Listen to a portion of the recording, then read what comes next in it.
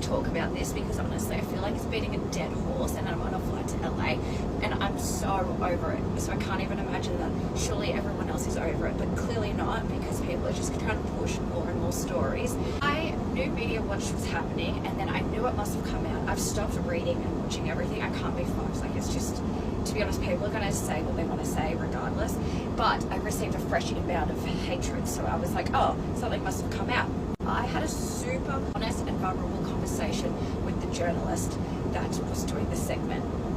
Big mistake, obviously. I'm obviously not media trained, so I'm still learning. I thought she understood me. I thought she understood like why I travel, blah, blah, blah, what I learned, my situation, how it went down, like basically like all the ins and outs. And then after our phone call, I received the most pointed questions via email that basically were clearly trying to paint me in a completely different way.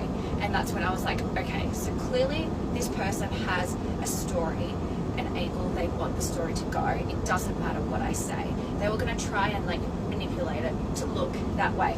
I've also since learned that the journalist is actually friends with one of the podcasters. So everything's just so fucking dodgy. I have like such distrust issues now with like the media and everything, but whatever.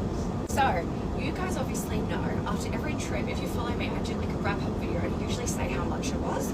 I'm not like trying to lie. The reason why I haven't done that video is because one, the hate was so bad. I couldn't be fucked.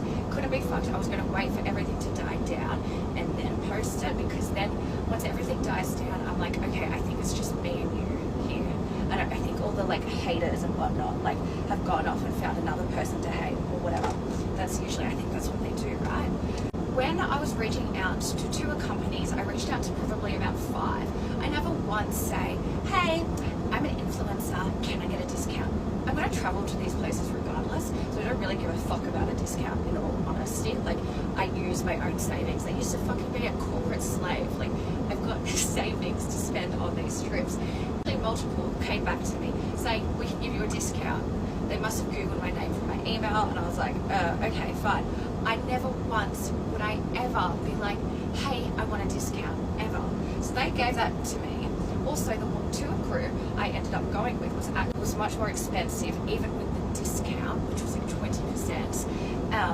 That tour group I went with was still much more expensive than these other 2 I was considering without a discount. So these 2 had no discount, but more expensive even with the discount.